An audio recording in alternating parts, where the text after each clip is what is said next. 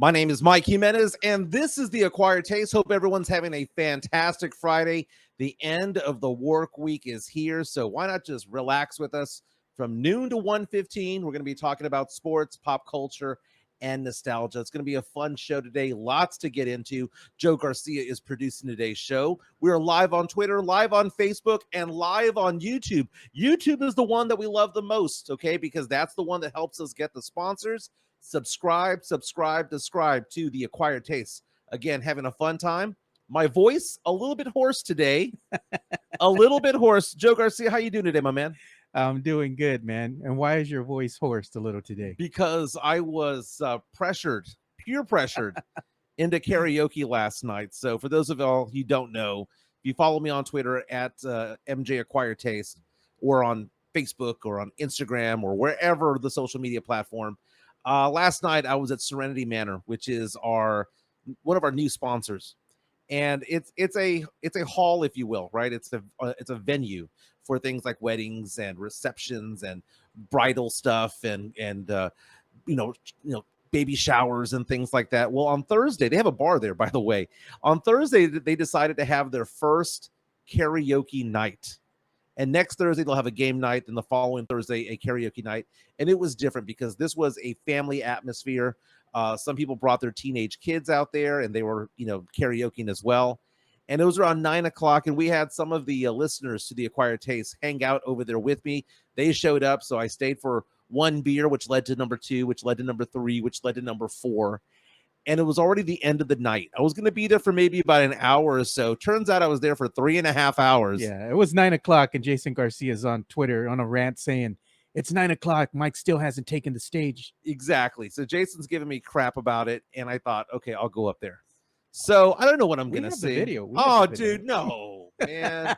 Fine, go ahead and play it. Just as Matt Larma was saying, how was it karaoke? Well, Matt, if you're watching, here you go. Here it is. Oh, we're going to hear it. Okay, so first of all, Bobby Brown's one of my favorite musicians of the 80s. And this is one of the songs I typically do. I can never hear every little step I take the same ever again. Yeah, and then when you retweeted this, you have an envelope type of thing going on where you have Bobby Brown on the left and right. Crazy. But this was fun. I'm holding a tune. Oh, I like it. Right. They didn't get to see the full video. If you want to see the full video, just go to JJ Draco Stung 75's Twitter right there, as you can see. And you can see it in its entirety. And the best thing that I liked about it, as soon as you came out, you already had the crowd going wild because you did a little dance. Yeah, I did a little dance first because there's that intro music, right? And you don't want to stand there for 30 seconds just doing nothing while the music goes. And no, I love the karaoke. And to be honest with you, I hadn't karaokeed in about 2 years. And the last time I did it was tragic. It was over at Dad's karaoke on 410 and Vance Jackson. I went with Jason Minix and James Pledger over at San Antonio Sports Star. And I was way too drunk to karaoke. And when you made a mistake. I was already thinking to myself, you know what? I'm going to take my name out. And as I'm going to go take my name off the list, they call my name. And I went up there and the music started. And I thought to myself, my God, I am way too drunk to do this. But last night was fine. Had a few beers out there. Got to hang out with some people that I'd never met before. I mean, I know Jason, but there was a guy named Greg. The owner of Mudslingers was out there as well. Oh, nice. So we got to hang out with him as well. And it was a fun time. We had a good time. It was a family atmosphere over there. And again, it's called Serenity Manor. It's on Old Bandera Road, right next to Floor's Country Store, catty corner, diagonal from them. We got to share the graphic and everything. Yeah, let's go ahead and do that because they did a good job. Dude, we had about 60, 70, 75 people out there. They did a very good job out there. And again, the address there is 14405 Old Bandera Road in Helotes. Again, 78023. So it is in the old Helotes area. Tomorrow, they're going to have a bit of a fair over there, man. You can go out there, take your family, because they're going to open up the indoor and the outdoor area. Oh, nice. And they're going to have about 55 to 60 vendors out there with arts and crafts, with, things like jellies and nuts and foods that people make. It's kind of a rival to the normal Helotes type of open air market type of thing going on. But Serenity Manor is going to have that tomorrow. It's going to be exciting. Again, we're already open.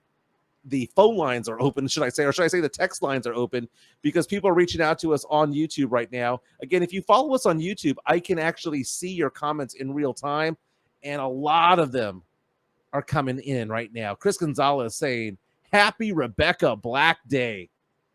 And I know what that means. Do you know what that means? No, I don't know what that means. It's Friday.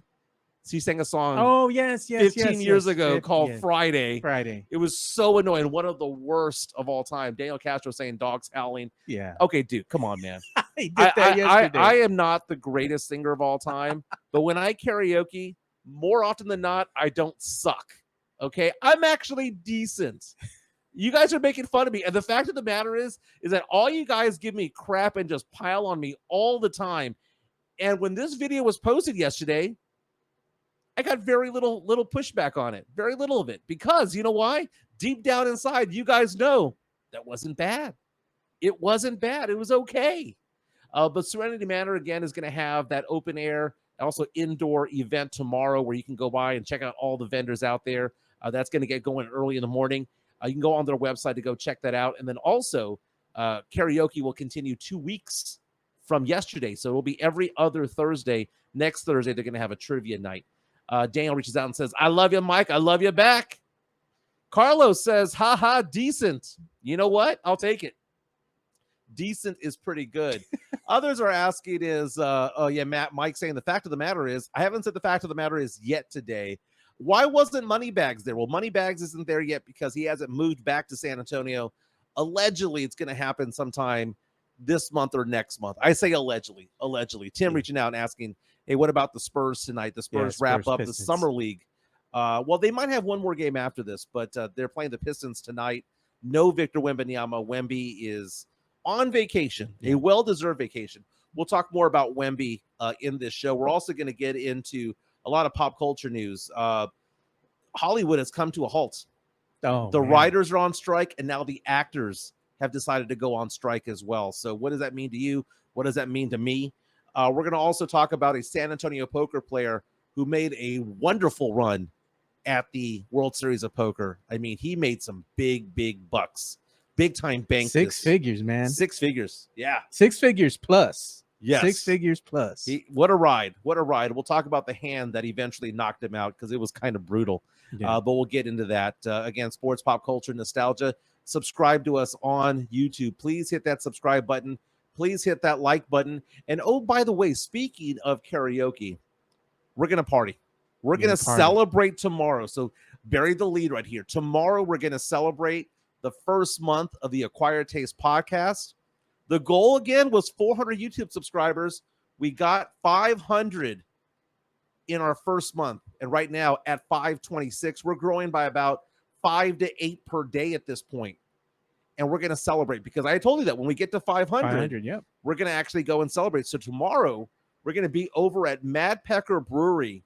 That is over on Tezel Road along with Timber Path. So it's Tezel and Timber Path, northwest side of San Antonio. So it's kind of close to 1604 and Culebra. Yeah. You go down Culebra from our area. If you're near Marbach over here by Petranco, you just go down Culebra. You take a left at the light over here. Right. You go straight down Culebra until it changes.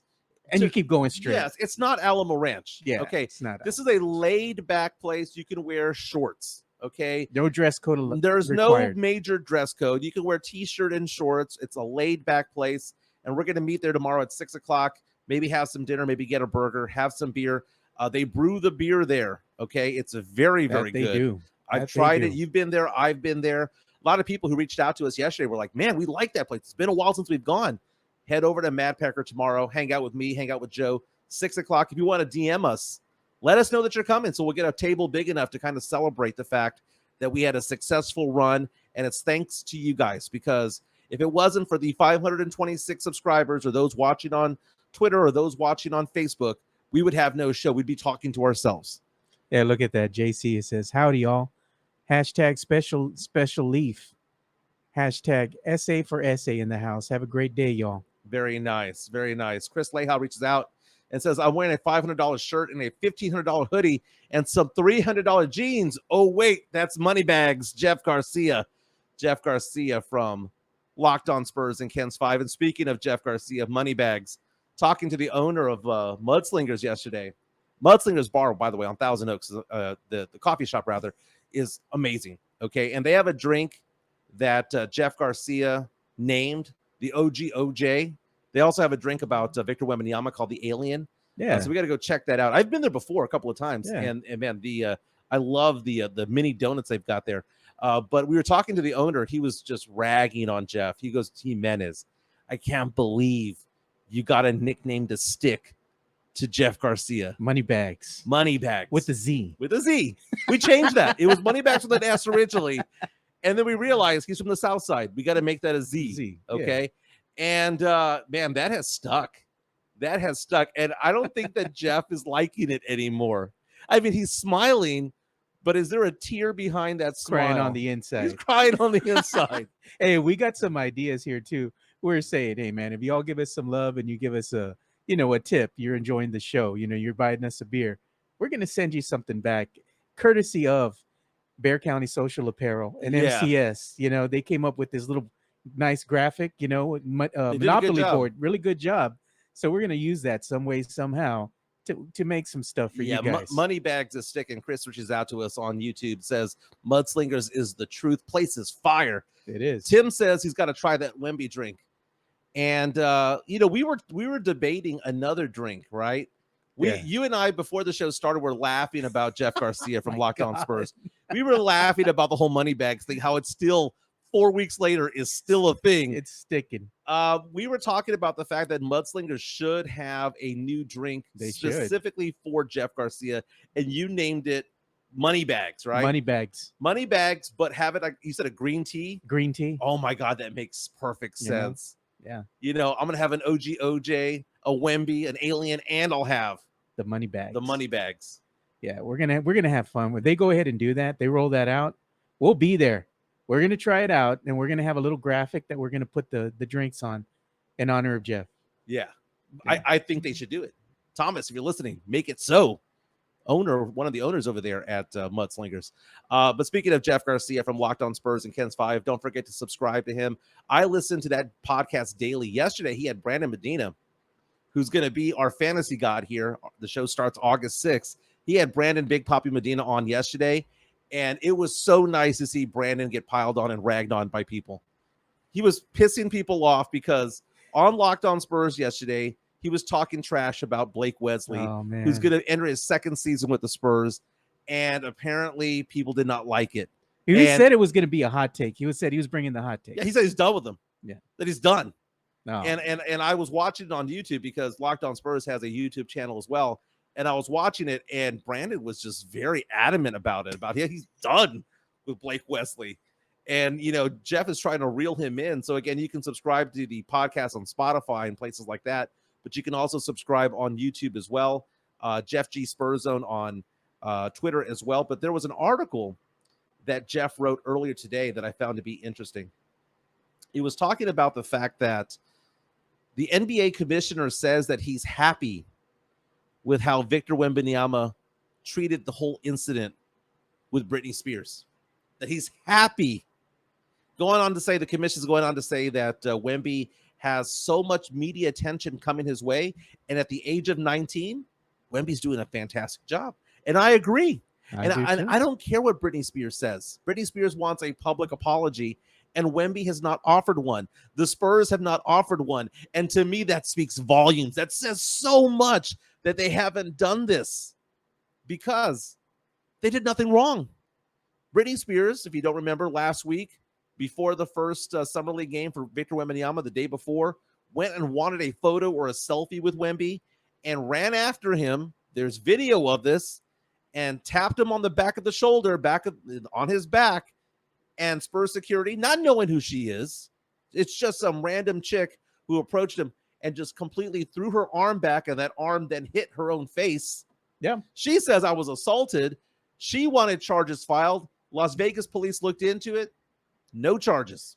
No charges for anybody from the Spurs, and therefore no apology. And a lot of people are coming at me going, you do realize that Britney has a new book coming out. Oh, yeah, that's all it was, publicity. I can see that. Yeah. I can see that. And then she follows this all up. I want an apology. I'm a victim, with another creepy ass video of her dancing in her 20s. Yeah. And well, that poor dog, man. And not only and they make fun of you about your dogs. Well, you're not doing that to the dogs. But the funny thing is, like, not even a thing 2 days ago, she was still on the rant saying no woman deserves to be hit. And she's right, but you weren't hit, Brittany. You hit yourself. Well, like, I mean, it was a forced hit. I mean, I get where she's going. I would not want that to happen to myself. She makes it sound like they turned around and actually just slapped her, man. Right. But they were doing their job. Their job. Jeff Garcia from Locked On Spurs and Ken's 5 was also writing a story about a sports drink that Victor Wembanyama is going to endorse. It's called Barcode. Go check out that story at kens5.com or Jeff G Spurs Zone on Twitter. Mike Jones reaches out to us on our YouTube chat line, if you will, says the sports drink Barcode that Wemby is endorsing. I went to their website to check on the ingredients, and the site says, quote, functional mushrooms as an ingredient. What's a functional mushroom? It's like those little things that you go at the local corner stores here, right? Yeah. And it says edibles. There's no the stuff that gets you high. Wink, wink. Right. I just Googled functional mushrooms, and apparently it says here, according to this one website, that functional mushrooms are a type of fungi that bring health benefits beyond the nutritional compositions. Now, there are a lot of people who believe in those places like CDB and stuff like that. There's a CDB shop every corner in San Antonio. Like, that blew up. Yep. I spend way too much money on that. My wife and I, we go to one called Mary Jane's. There's several of them around town. The big one's on Blanco and 410, but we go to the Petranco and Empresario near 1604. And we probably spend there about $50 a month. And my wife swears by it. No aches, no pains. Yeah, it takes away pains and things like that. There is a melatonin version that knocks you out so that you can sleep. Dude, I usually wake up at 6:30 in the morning. She gave me the melatonin one.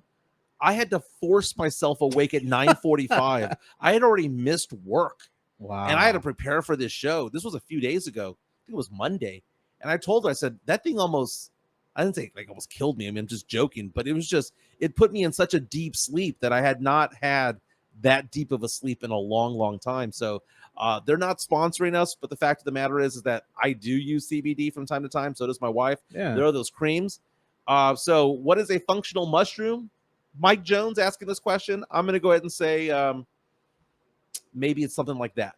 Maybe it's something herbal, if you will. Herbal supplement. Yeah. Yeah. So again, Jeff Garcia, Locked On Spurs. Don't forget to subscribe on YouTube. I do it on Spotify as well. Matt Lerma is funny, dude. We need to get that barcode. He goes, you drink it, you got to drink it. Got to drink it to find out. Maybe we'll do that on an episode. Very nice. We have a lot going on today. We're going till 1:15. Man, I'm so excited for one of the greatest athletes in the world right now, Lionel Messi. Man, yeah. I may not be the biggest soccer guy, though I am getting into it,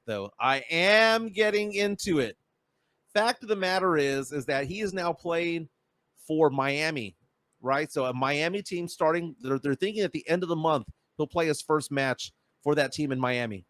So this is a guy, obviously, from Argentina with all the World Cup glory. And then you have his glory in Europe as well, all the different leagues over there. He's an international star, considered to be the greatest of all time. Yeah. The GOAT. The GOAT.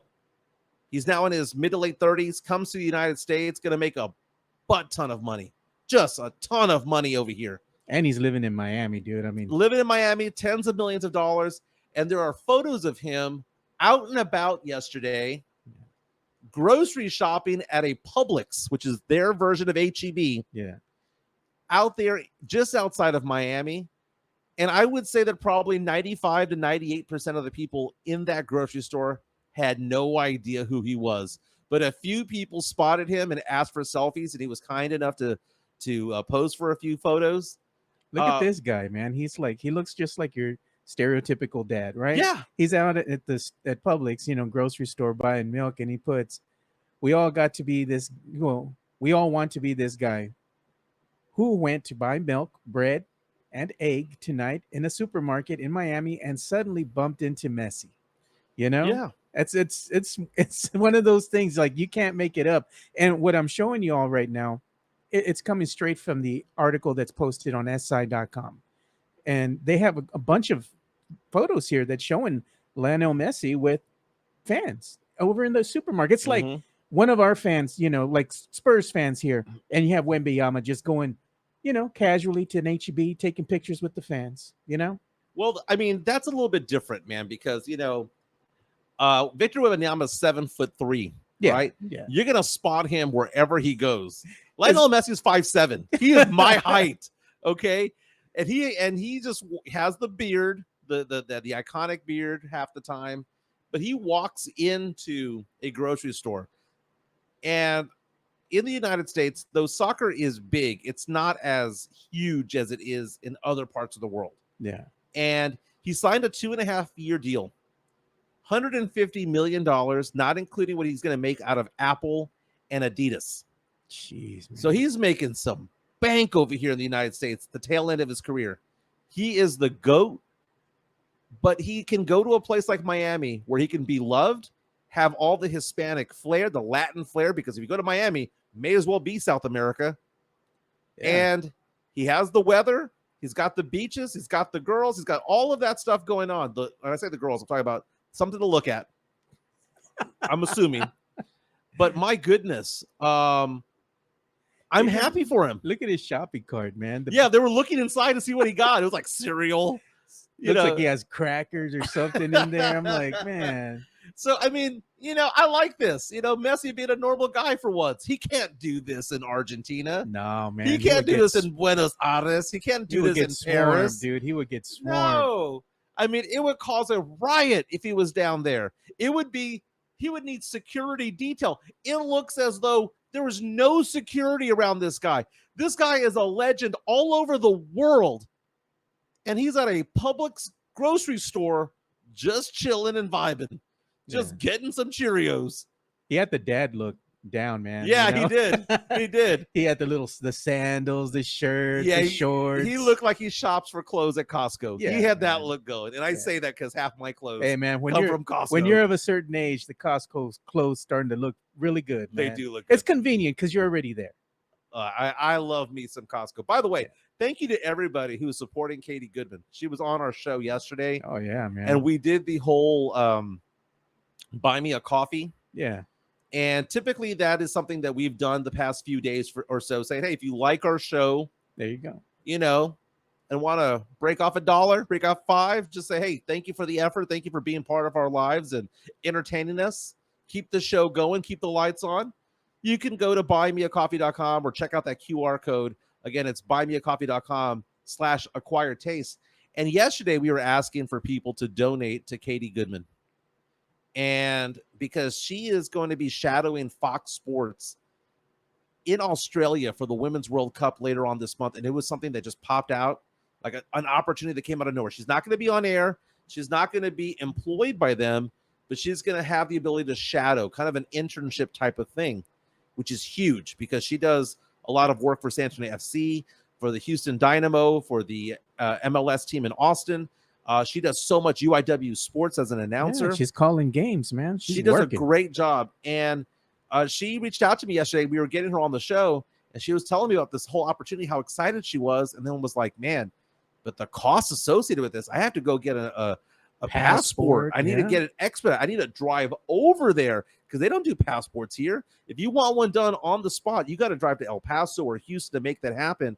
And she was telling me about all the costs associated with that. And I felt bad. I was like, man, this is such a great opportunity, but you shouldn't go into debt to do it. Yeah.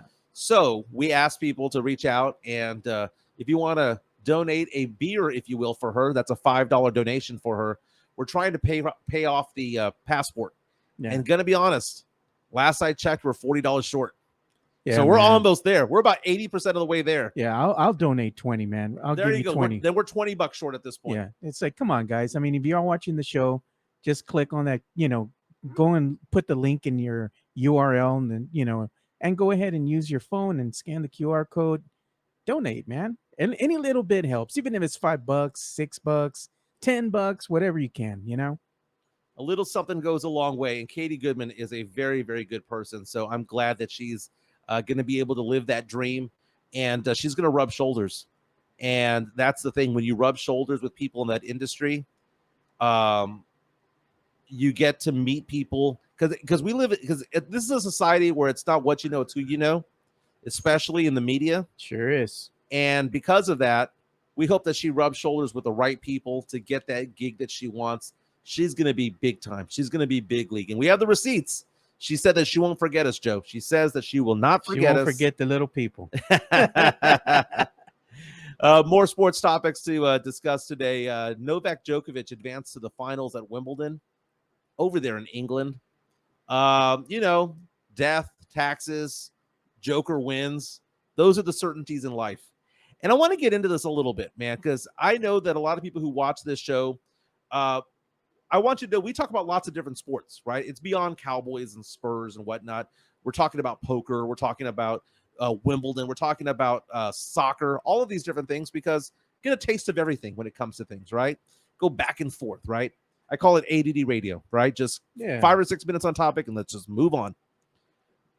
We were talking earlier this week about how the fans at Wimbledon out there in Europe were cheering on an American because this American was just coming out of nowhere. He was the underdog story, made his way to the quarterfinals, and then lost in the quarters, almost advanced to the semis. Novak Djokovic, though, is the man. And so many people did not want to call Djokovic the GOAT for so long. The belief was that it was going to be Roger Federer because Roger Federer fits the mold. You know, he's got the look, he's got the demeanor, he's got the grace. And Roger Federer, for so many years, he got to the 20 majors and, the majors being Wimbledon, French Open, US Open, Australian Open. He got to like 20 and everyone was super excited and they anointed him the GOAT.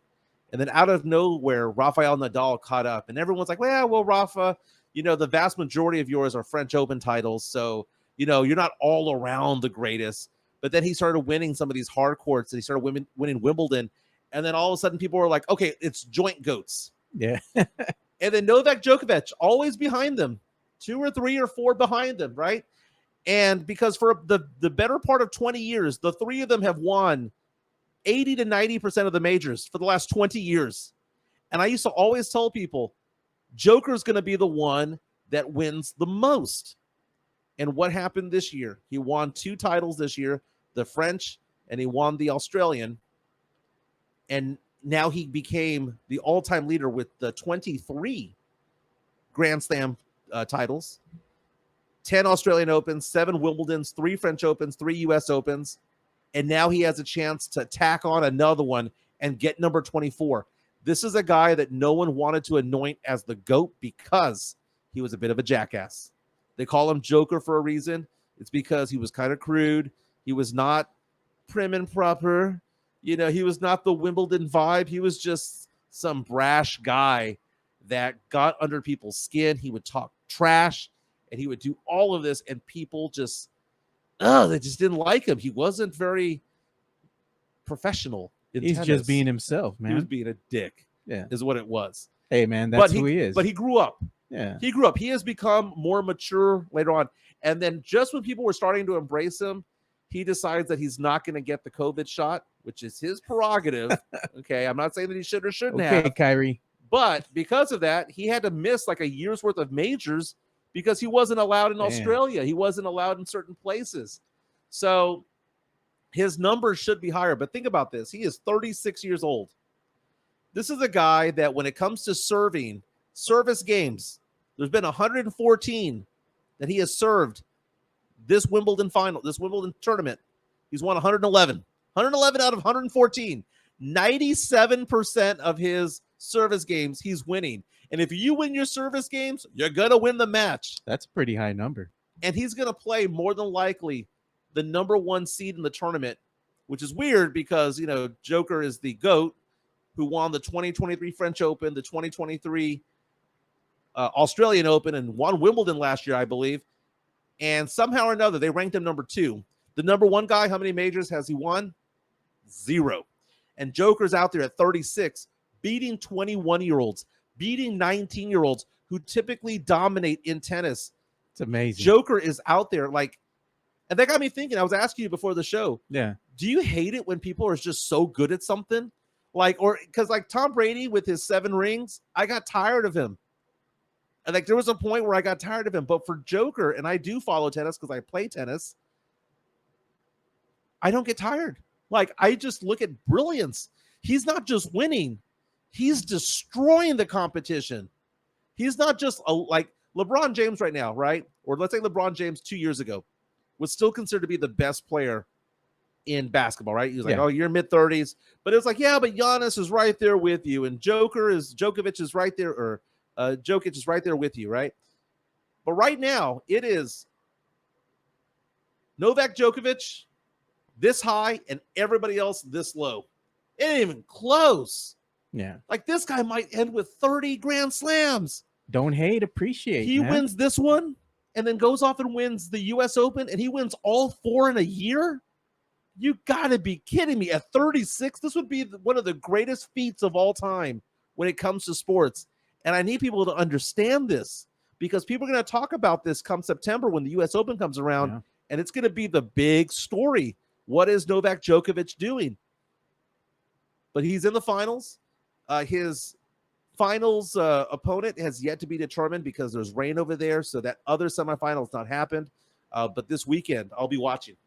Yeah, the thing is, when you have an athlete that is so dominant, people hate the dominance. But if you hate it, you got to beat that person, And so you can't really go by like, oh, well, he's just so dominant, I hate him. Don't hate it, appreciate it, because what you're witnessing is history.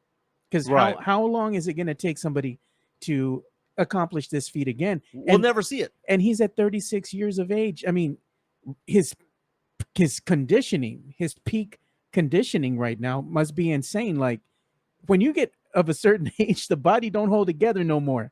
This dude's 36 years old and beating 20 somethings. It says a lot about him and how he maintains himself. Now, I mean, don't get me wrong. Joker has had some hamstring issues over the years. Yeah. But I mean, if you take a look at his 20-year career, he's available 98% of the time. I mean, he misses 1 or 2 tournaments. It's just a minor thing from time to time. But Novak Djokovic is just a complete stud out there. And if you ask the question, do you take him or the field, the other 127 players? I would take Joker every single time, even if Nadal is in the draw, even if Federer is in the draw. Federer has retired. Nadal is on his last legs. I think he's retiring at the end of this year. But Novak Djokovic is going to hit numbers that are going to be so impressive that it's been so wonderful to watch. So wonderful to watch. We are live here, northwest of San Antonio. For those of you who are listening in the future, those who download us or watch us later on in the day, we make sure that these shows are not dated because we want to make sure that if you're listening at 3 o'clock, 6 o'clock, 9 o'clock at night, or midnight or so, that it's still a relevant show out there. Want to say congratulations, by the way, to Brian Obregon of San Antonio. If you can call up his photo, I think I posted on Twitter yesterday. Brian Obregon placed 33rd in the World Series of Poker. His magical run in Las Vegas is now over. More than 10,000 people started in the tournament. They all put down $10,000 each. There it is. And Brian made his way over and it kept advancing. At one point had $12 million in chips. And yesterday got knocked out in 33rd place. Again, he's from San Antonio. Plays the card houses here in town. I'm sure he makes a lot of money doing that as well, but he made a lot of money in Vegas. $280,000 in prize money for Brian Obregon, bringing it back to the Alamo City. We had talked about earlier how Rhonda DiMartino, who plays a lot at Rounders and over at SA Card House, cashed as well. She did very well. So San Antonio represented at the World Series of Poker. Ryan Garcia, the boxer, finished in like 560th place. So he even cashed in the tournament. But again, 10,000 people started. Now, what was the hand that knocked him out? Brutal. Because it was very similar to what happened to me. I played a $1,000 World Series of poker tournament years ago, and I almost cashed. I outlasted about 75% of the field, and I almost cashed, and I had a chance to win, and I was heavily favored in the hand, and I lost ultimately. And had I won that hand, I would have cashed because everybody was falling off, and I could have just gone to the bathroom and come back and made the money. But this guy here, Brian Obregon, was holding ace king suited, and someone had raised to 600,000. He had 6 million in chips at this point, and 6 million in chips sounds like a lot, but the blinds were coming around. He may have been sitting there with maybe only 20 big blinds or less, and then you add the antes. He had to make a move. He pushed all in with 6 million. He got called by a guy holding pocket jacks. The flop came out with a jack on it, so the guy tripped out. The turn was a queen, which gave Brian a straight draw, 4 outs, and it was a rag on the river. Brian got knocked out again. $280,000 prize is the amount that he brings home.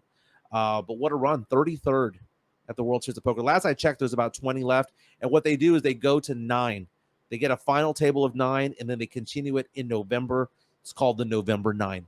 We have several comments coming in on YouTube right now. One asking about what about those poker house owners that were arrested in San Antonio? I don't know which one you're talking about. Here's the thing about poker in San Antonio. There are some reputable places to go play, and there's some places where I would never walk into. The seedy places. Well, there was one, I want to say, don't quote me on this, but I want to say allegedly it was on Perrin Beidel on the northeast side. Yeah, it was a house. I believe it was a residence. Well, there was one that was offering, I think this was in a shopping center, though, that was offering a jackpot. You know, it's called a bad beak jackpot if something were to happen.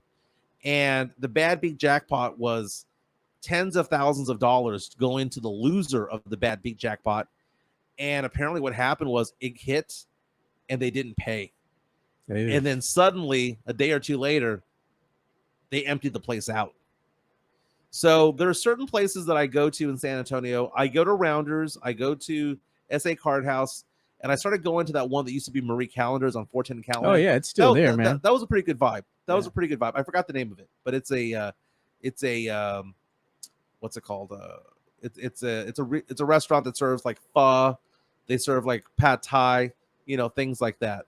But SA Poker Palace is what they're talking about there. I don't know if that's the name of the place. But if someone's asking about the bad beat jackpot, the loser is the one that wins the most money. So a bad beat jackpot basically means that it's this astronomical hand that somehow loses. You actually win a jackpot because of it. It's like because the odds of that hand losing are like, 0.000001, right? And that happened to me in Vegas. When I was in Vegas many years ago, I was playing at, I want to say it was the Orleans Hotel.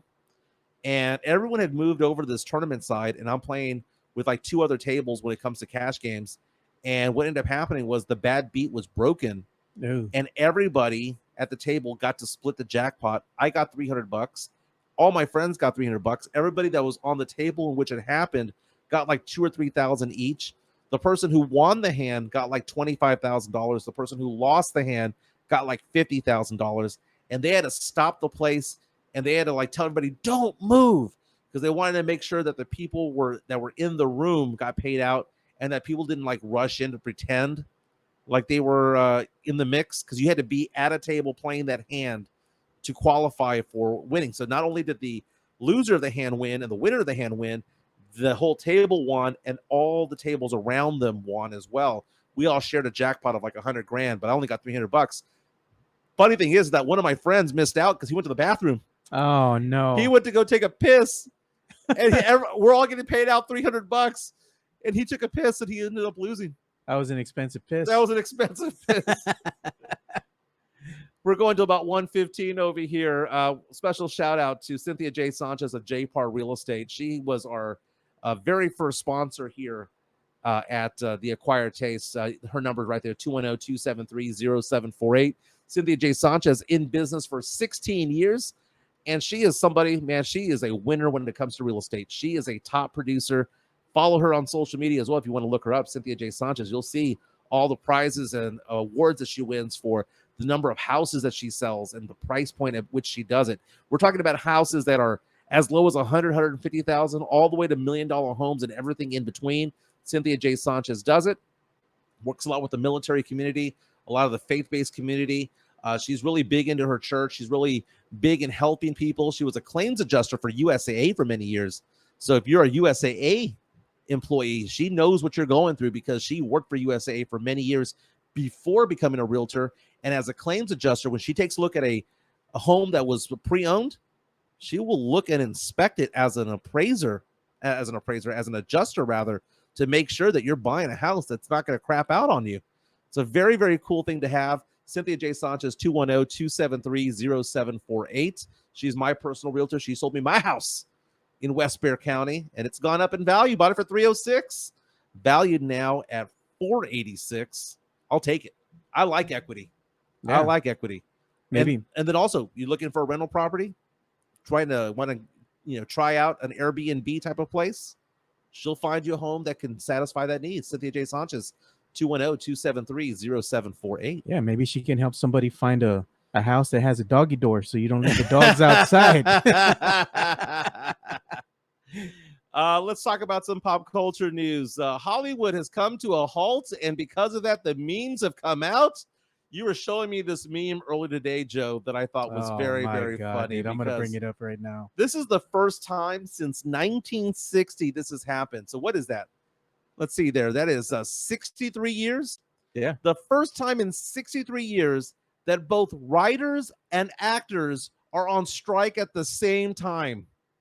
63 years, 1960. This is a big, big deal. And I do like that meme right there where the Hollywood sign is covered with a Spirit Halloween store banner.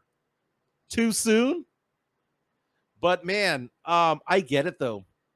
And I don't want to hear anybody side with Disney or side with Paramount or side with any of these big wig companies. You got to side with the writers. You got to side with the actors when it comes to this. Because I think when people think about actors, they think of, Matt Damon, Ben Affleck. They think of, all of the A-listers who are making bank, that make 5, 10, 20, 30 million per movie. Most actors out there are making a couple $100 a day. Yeah, man. A few $100 a day. The real workers, right? Yeah. You take a look at a movie, you've got one person, 2 people, 3 people making a lot of money. Everybody else was making what's called scale, or they make a little bit more than that. Or they're extras. Yeah. Exactly. Getting paid nothing. And then when it comes to writers, keep in mind, the writers, they're the ones who put things together. I mean, without them, all we have are reality shows. You wouldn't have movies to go to see in the theater if they didn't have a script that was written. Well, what this means is that it's shut down production. So now what does it mean to go on strike? It means that the actors are no longer going to promote their movies. So Margot Robbie and Ryan Gosling, who have that Barbie movie coming out, they are barred from promoting it now. They can't come out on the Jimmy Kimmel show. They can't do crap. And 98% of the actors voted in favor of going on strike. So that means that production has stopped on all TV shows, all movies. Production has stopped on movies like Gladiator, the sequel to Gladiator 2, which is coming out in a few years. That got put to a halt. All of your TV shows that are not reality based, and chances are if they are reality based, they might have been halted too. Yeah, maybe they're all stopped. Yellowstone. Yeah, maybe give Kevin Costner some time to think about it, right? Well, he's got his hands full right now with that divorce, man. Yeah. But it's funny because you ask yourself the question, well, why are they going on strike? And the main thing about it is that the landscape has changed. And a lot of the writers were the first to go on strike. They went on strike in May. And their beef right now is the fact that they want to earn residuals the way that they did when they were writing for TV shows. So think about this. Think about people who wrote TV shows in the past, whether it be Seinfeld or Sex and the City, ER, anything that is big right now on streaming services, right? I'll give you an example. I watched Modern Family the other day, and I started watching it, and I watched all 11 seasons. I had never seen it before. And about 3 or 4 months ago, I started watching it. Now I can't get enough of it. It's a funny show, man. It's a funny show. The person who wrote that was writing it because that show was on ABC. And they know that they get paid as writing the script, and they get paid a residual, which means that if they sell that, if it goes on to, remember back in the day, I don't know if it still happens, but like KBB, remember how Ken's would always play Cheers after Dan Cook at 10:35? Or they would play the Brady Bunch. Syndication. Yes, syndication. Friends. Yeah. Seinfeld. These are all the syndicated shows. Modern Family is a syndicated show. They know that when it's on TV, they get paid a certain dollar amount. But everything changed. Everything started cutting the cord. And now you have Netflix, and you have Hulu, and you've got Paramount, and Peacock, and Amazon, and Apple, and all of that going on. And these people are saying, wait a minute. We get paid residuals for TV. Why are you leaving us in the dark when it comes to Friends being on Peacock? Yeah, and those are exclusive deals. Those are exclusive deals, right?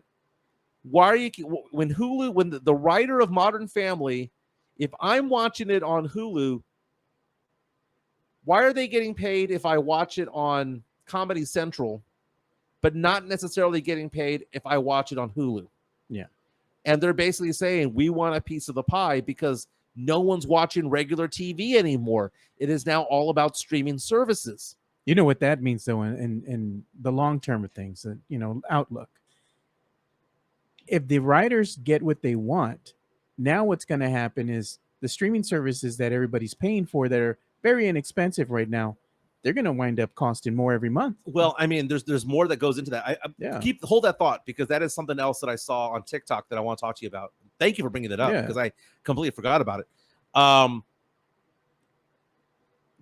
But fair is fair. Fair is fair. And that's the thing about it. So the first time in 63 years, the writers and actors have come together and have decided to go on strike together. And you see the picket lines on people.com, on variety.com, tmz.com, and you see the big names and the small names and the medium names out there on the picket lines right now saying, pay us fairly. The other thing that's about it is name, image, and likeness. So one of the things that came out, one of the movies that flopped earlier this summer was the Indiana Jones movie. And the thing about the Indiana Jones movie was they used technology to make, from what I understand, Harrison Ford look younger than what he really is. The de-aging technology, they call it a deep fake. Yes, it was the deep fake. And then you have AI, right? Do these actors have the right to their own likeness, past and present? One of my favorite things that I watch on TikTok right now is called You Ruined It, or I Ruined It, or whatever the case may be. And it takes AI, and it takes the music, the voice of superstars from the past, and it makes them sing current songs. Like I saw Johnny Cash singing Apple Bottom Jeans. I heard Elvis Presley singing, the Humpty Dance. And it's basically the use of AI, deep fake, and all that stuff. If they do that, but never hire the actor. So I'll give you an example. Let's say that Disney was the one that distributed Pretty Woman. Yeah. Right. So kind of weird how Pretty Woman, a movie about a prostitute, was a Disney movie, right? Ultimately it was. So Julia Roberts was 30 when that happened and is 60 now, right? If they wanted to use technology to digitally use her face from 30 years ago in a new movie, should she get paid for that? She should. Because the Disneys of the world, the Paramounts of the world, the MGMs of the world saying, no, we paid you back then. We're just using technology to extract who you were. Your likeness. It's so bizarre. And for Disney to come out and say, we have no money for this because we got to pay our shareholders and we got to pay our bigwigs. It's just so weird. Interesting fact, though. I don't know if you watched the new series that's come out called Secret Invasion on Disney Plus. Yeah. there was an argument to be made there too, because the introduction for that series was done using AI. Mario Cavasso says it's like that episode of Black Mirror with Salma Hayek. Most definitely, which was a great one. Mike Taylor was on this show a couple of weeks ago. We were talking about this episode of Black Mirror. It's basically about using AI to run a movie. Yeah, and it's Salma Hayek was used as one, and Annie Murphy from Schitt's Creek. It was about AI being used by Netflix or a Netflix type of place. Josh Jimenez reaches out and says, "Good, no more bad TV. Let's just watch MJ Acquired Taste and Extra Innings on repeat on YouTube. Extra Innings with my good buddy James Pledger on San Antonio Sports Star."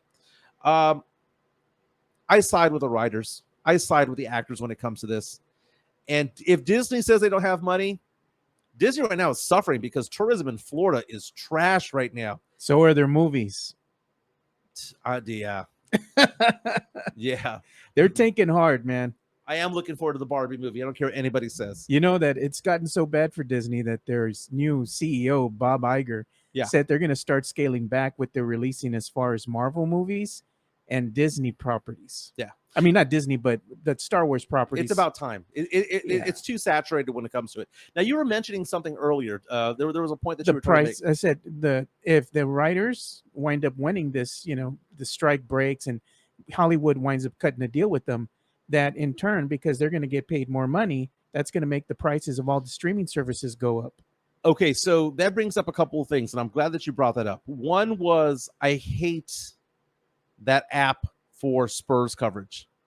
Oh, you're talking about that Bally Sports. Bally Sports app is awful. Ass, dude. It's ass. It works when it wants to. Yes, it does. I mean, it's like a teenager. I mean, I've watched it here on my smart TV, and it works fine. But when you're trying to do it from a mobile device, which a lot of people are using because they're out and about. Or an iPad. Or an iPad. And the smaller devices, like you said, it works when it wants to. And when it does work, it's also like 3 minutes behind real time. Yeah, there's a big delay. So I'm watching on or I'm on my phone on Twitter, or I'm on ESPN.com, and I'm like, what do you mean the game's over? It says 1:12 left. Yeah, man, might as well just put on WAI and listen to the great Bill Schoening. Dude. That's it. That's it. But I was watching a TikTok the other day that was trying to dissect the firings over at ESPN. So ESPN's owned by ABC, which is owned by Disney, right? And the thing about it is that, they fired Susie Colbert, Jalen Rose, so many people that what was that one guy that I like that does Todd McShay? Oh, they got rid of Todd McShay and so many other people, Hasselbeck and all of that.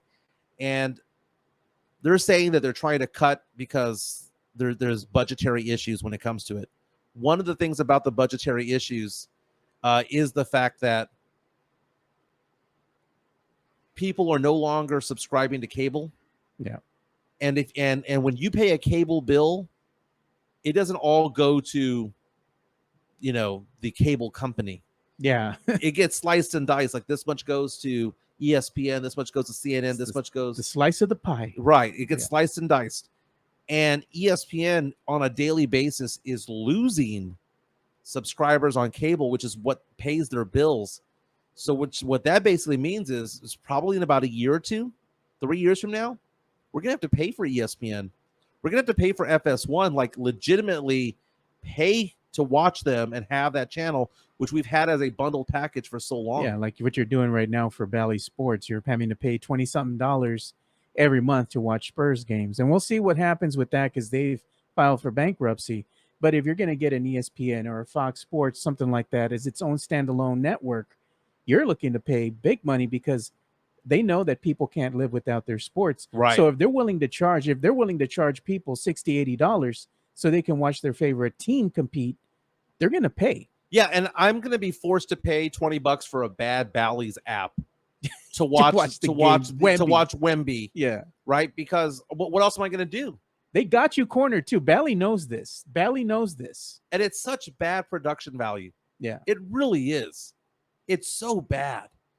And it's a bad app. It's just not user friendly. It skips, it pauses. and it's just such trash. I think the Spurs really they should make deals with the local stations here, and then just have that in play instead of going with Bally. Watch your games on what is it like Ken's 5. Watch it on one maybe CW, something like that. You Yeah. know, do that instead. Alonzo says F Disney. Yeah. Tim Gonzalez says Jeff Van Gundy, Mark Jackson were also given the axe. Mario comes out and says, I just pay freaking Spectrum to watch the games. But now Wemby going to watch every game this coming season. Wonder how many national games there will be this year. 5, perhaps. I'm thinking it's going to be more than just 5, man. I think it might be 7 or 8 when it's all said and done. Matt says, just be a pirate. Might have to do that. Might have to do that. If you know, you know, man. You know where to go. You know where to go. Yes, exactly. Now, Bally's app might be trash, but you know what's not trash? You know what's good? What's worth the money? It is our sponsor, MCS General Contracting. We got to give them some love. Look at that logo. Look at that logo. I love the cross. I love the pathway to them. Established in 2010. Man, they are there for your concrete placement needs, baby. We're talking honest pricing, high quality work. Foundations for houses, foundations for businesses, driveways, parking lots, concrete patio decks. If you're a business, you got to reach out to these guys, man, because they give it honest work, man. They do their work, they stand behind their work, and they talk to us about customer service. They're saying that they're not going to dodge your phone call if you reach out to them. They're going to make sure that you do things right. I need to give them a call myself, honestly. 774-9155. 210-774-9155, because they were talking about like doing extensions to patios. Yeah. You know, because sometimes you buy a house and then you want to get that Traeger grill and then you want to get this other thing going on. You know, don't have enough space. You don't want to put more furniture out there. You just run out of space. Well, they can do these extensions for you when it comes to concrete patios. That's pretty cool. They work a lot with all other companies as well, but they do their own thing. There's a number right there, 210-774-9155. Chris Leha, who is a big supporter of this show. He's part of that group, MCS General Contracting, 210-774-9155. Don't forget to subscribe to Locked On Spurs Podcast. Jeff Garcia, our buddy over there, Moneybags himself. Again, I subscribe on Spotify. I subscribe on YouTube, and you should too. He had Brandon Big Poppy Medina yesterday. Yeah, bringing those hot takes. Hot takes about Blake Wesley. And Spurs fans were not having it. But you know what? Brandon punched back a little bit. He punched back. I'm often on the show. Joe Garcia is oftentimes on that show as well. Also follow Jeff Garcia on Twitter at Jeff G Spurs Zone. And he also has a Threads, by the way, but the Threads has a unique name here. Let me see what that Threads is. By the way, my Threads is MJIM1313. MJIM1313, which is different than my Facebook and different. I gotta somehow make it all happen together. Jeff Garcia is at Jeff G Kens 5SA. Now, we were talking about the strike involving the actors, the strike involving the writers. So for a while now, we might have to stick to what's on Netflix, right? And just watch the old stuff, right? For a little while. I watched on Netflix twice already the documentary about the band Wham. And a lot of people are going to give me crap about this because I love Wham. Wham. Okay, so I was talking to people over at the Serenity Manor yesterday at karaoke. And I was saying that if I had a Mount Rushmore of my favorite singers, I'm not sure if George Michael would make my first Mount Rushmore, but if you gave me 2 Mount Rushmores, he'd be on there. I am a George Michael fan. And if you go with me to karaoke tomorrow, chances are I'm going to karaoke a George Michael song because there are 11 songs of George Michael I've sung in my lifetime. Yeah. And I am not ashamed to admit this. I got to show the graphic, man, because you were just telling me right before we came on, you were watching the Wham documentary and how good it was. Dude. Okay, so I asked you this question before I walked in the door today. Yeah. I said, when you think of Wham, what comes to mind? It's the fashion, dude, the hair, the singing, the dancing, the pastel clothes, the fluffy hair, the blazer. Yeah. and it's so funny because when I think about Wham these days, I think of that too. But I also think of Zoolander when they make fun of "Wake Me Up Before You Go," and all of that stuff. The gasoline fight in Zoolander, and the Jeep blows up, and so they're kind of like the butt of jokes when it comes to things. So when I saw this documentary, I was thinking to myself, it's probably going to be like Behind the Music for VH1, where it's going to be a story about how a band broke up and how they didn't talk to each other for years and they hated each other and there was all this struggle. And I was picturing that. But instead, it was a very, very touching story that got me thinking. It got me thinking because here's the thing. The story is basically about a supportive friend who is probably the best friend anybody could have, who is Andrew Ridgeley, the second member of Wham. And so we think about like the boy bands of like today and of yesteryear, the Backstreet Boys and New Kids on the Block and all that stuff. Going up until like, there's certain bands out there that are just manufactured, right? You have an agent, you have a record label that does these auditions trying to find the next band. They put them all together, they write their music, they tell them to dance, monkey, dance. But Wham, they were childhood friends who wrote their songs, produced their songs, did their own fashion, did their own thing. And that reminds me of like Boys to Men. That reminds me of like New Edition, who are like friends who got together to do something. But here's the thing, man. Alonzo comes out and says, I tried watching it and nah. Get to the 15, 20-minute mark, dude. Matt Lerma says, every time George Michael or Wham comes on, I think of Keanu. That's hysterical. That's hysterical. Keanu was a very, very funny movie. So what about that Peele, cat, right? With Key and Peele about the cat. That was a very good one. But the thing is that what I take out of it is this, though. And this is why I wanted to bring it up, because it's beyond Wham.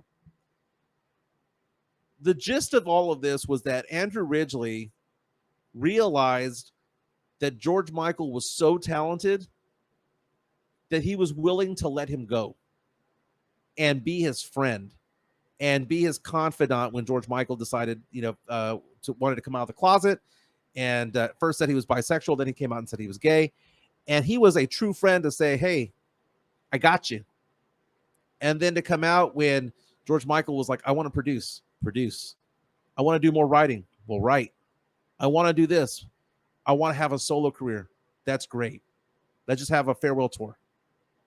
And how it wasn't like this whole beef about I got wronged. It wasn't this beef about whatever. It was about Andrew Ridgeley. And they show all these past interviews where they're like, do you feel like you are the second banana? And he goes, well, dude, George is very talented. Yeah, like he never, it was weird. He had a 6-year run from age 18 to 24 where he was making money and Andrew Ridgeley was hooking up with girls and he made a ton of money. And he was like, dude, this was a fun ride, but I can't hold George back. And it got me thinking about like, do we have our own friends who are like that? Because I remember when crap went down with me and I got divorced, I lost a lot of good friends that I thought were good friends. Yeah. And do you have somebody, and those who are listening right now, can you identify who are the ones who want to cheer you on for success? Because I find that so many people in society, in life right now, would rather hold you down than lift you up. Yeah, the one thing you really got to worry about or watch for are the people that you think are in your corner that want the best for you, but secretly, they don't want you to succeed because they're jealous. Do you know who's the worst at that? Women. Yeah. Women suck at that, dude. Women, my wife will tell me all the time that women suck at being friends. And part of that is that misery loves company. And if you have a group of 5 single women, 3 single women going out, secretly, one of them or all of them get pissed off when one of the girls gets a boyfriend or gets serious. Yeah. And they start doing that crap about, you don't need to put up with that. You need a real man, and as though they have one. Dude, women suck at being friends more than guys. Like guys, when it comes to guy friends, there are like different flavors that we have. We have our guy friends that we're going to watch sports with. Yeah. We have our golfing friends, our sports friends. We have our poker friends. We have our friends from high school or middle school. We have our friends from college. We have like different compartments of friends. And then we have the 2 or 3 that are like ride or die. Yeah. You know, ride or die. I'm going to do what's right, and I'm going to stand by you, and all of that stuff. Women aren't like that, man. Women have 1 or 2 that are friends, like are true friends, and the rest of them are all trash. Yeah. And it just sucks because they want what you have. Dude, I've been in situations before where I've been dating a girl like back in the day, and their friend will hit on me. And it's not to test me. It's because they would step over somebody else in order for them to be happy. Yeah, sometimes they just want to make a point. Yeah. You know? They're like, you thought you had him, I can take him away just like that. It sucks, dude. You know? And then once they take you away, they're like, all right, I'm done with you. You know? It sucks, man. It sucks. And I think back to when I got divorced, I was at rock bottom, dude. Like mentally, yeah. I was emotionally exhausted. I'm a bit of a softie when it comes to things, and you know, a lot of friends just didn't want to see me in that state, and they disappeared, and it sucked. And I'm like, oh, now I realize who my friends are. I know which ones they are and which ones they aren't. You know, I think about like when I got let go from San Antonio Sports Star. Who were the ones that called me from San Antonio Sports Star? Who were the ones that didn't? Yeah. I know which ones did, and I know which ones didn't. I'm surprised because some of the ones I thought were going to call me didn't. And some of the ones I thought that weren't did. Yeah. It's so bizarre. But it's like that about life, and it's about, you know, having a nice inner circle, right? And the thing about an inner circle is that we get to be part of each other's lives, you know, in good times and in bad. And we're developing an inner circle right here at the Acquired Taste because, you know, we have several people who daily respond to us on our YouTube channel. Yeah, we have like a family unit, dude. Yeah, we do. And you know what? Let's bring that family out tomorrow night. 6 p.m., Mad Pecker Brewery. Have some beers. Tesla Road. Have some beers. Maybe have a burger. And if we're feeling frisky, maybe we'll go karaoke. If we're feeling frisky, maybe we'll go play poker or something. We'll see where the night takes us, man. Yeah, we'll see where it goes. Yeah. But that's going to be on Tesla and Timber Path. Again, it is a casual place. Come hang out with me, hang out with Joe. Let's get a nice little party of 10, 15, 20 people, right? Let's make it so. James Fernandez says, 2 Live Crew, you'll have a great weekend. Be safe out there. Hey, you have a great weekend too, James, man. We appreciate you. And, you know, this is fun. And one of the things that you talked about before the show was we're going to have to go to 2 hours. Yeah, we are, man. We have 4 sponsors. We've got about 6 companies right now that are mulling over invoices right now. And it might be, here's the weird thing, it might be that I might have to turn some down. Can you imagine that? There's just no space. There's no space on this show. But since we are going to become that network that we're talking about, we might have space for them in other places. You know, we're in talks right now with people about doing UTSA football talk NFL football. And NFL. We already have the Fantasy Gods all up and running. So we're excited about that. Manuel reaches out on YouTube, says, right down the street from me. Well, Manuel, you better come by and say hi. Tomorrow, 6:00, Mad Pecker Brewery. I'll tell you what, Manuel, you come over and say hi. I'll buy you beer. Speaking of buying a beer, let's go ahead and show that QR code for Katie Goodman. Yeah, man. Let's put that up. Because I told her I would Venmo her today. Nope. Oh. That was another thing that I made for us, too. Entertainment news. There you go. That QR code right there is if you want to help Katie Goodman. She is going to be interning, if you will, shadowing the people over at Fox Sports when it comes to the Women's World Cup, the Soccer World Cup over in Australia. She leaves in a couple of weeks, and she needs her passport, and she's going to be taken off to go get her passport expedited, and that is pricey. We want to help her achieve her goals. But Chris Leha asking the question, Joe buying beers? I did. I'll buy you a beer, man. Hey, I just finished contributing, too, to Katie's cause, man. So y'all come on, help me out, dude. Donate some money. Charlie says, y'all down for some shots tomorrow? LOL. Oh, always. There's no LOL. There's no LOL. Always. There's no LOL. I am always down for shots, okay? Because I can always get in a Lyft or an Uber. I am always down. Hey, well, what kind of shots are we talking, man? Because I'm willing to do anything just as long as it ain't Jägermeister, dude. Okay, yeah, that's the thing. It has to be like a legit alcohol. If you want tequila, great. If you want whiskey, whiskey, great. Scotch, vodka. Well, scotch you sip.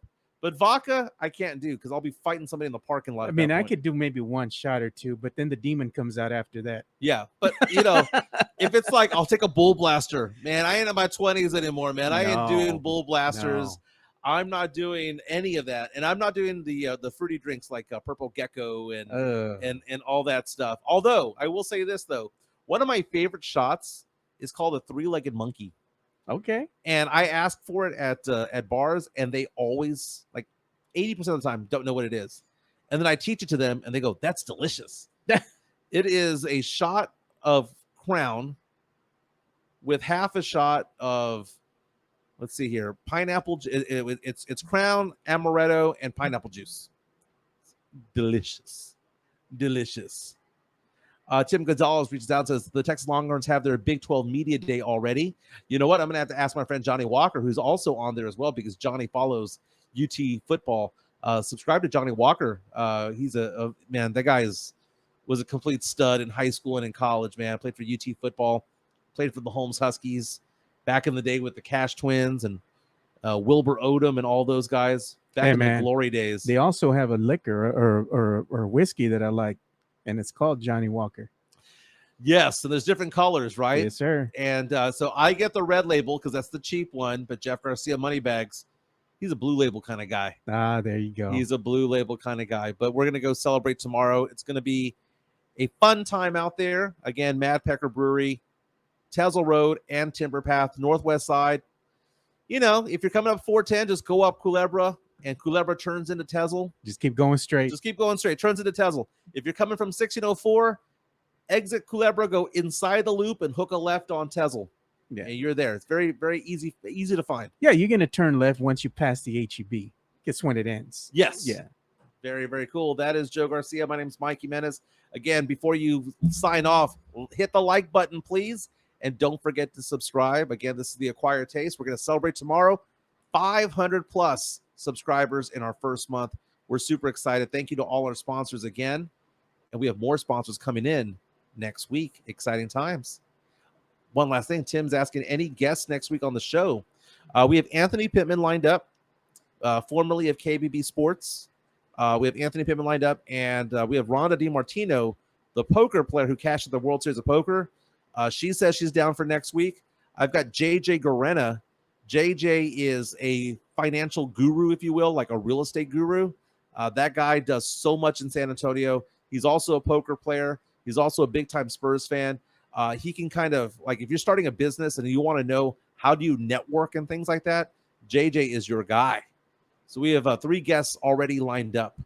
Very, very nice. 16 viewers haven't liked the video. Come on, guys. That's great to Matt Lerma. Oh, in honor of Matt, too, because he's always saying, smash that like button. I made this graphic just for you. Smash it, baby. Smash it. I like it. Dude. Also, thank you to Greg and Jason Garcia for reaching out to us yesterday and going to Serenity Manor for their first karaoke night. That was so much fun. And I hope that more people will show up. Thomas over at Mudslingers, you're more than welcome to come by as well. So we're going to have a good time out there. That is Joe Garcia. My name is Mike Jimenez. This is The Acquired Taste. We're going 2 hours soon. It might be Monday. We'll figure that one out.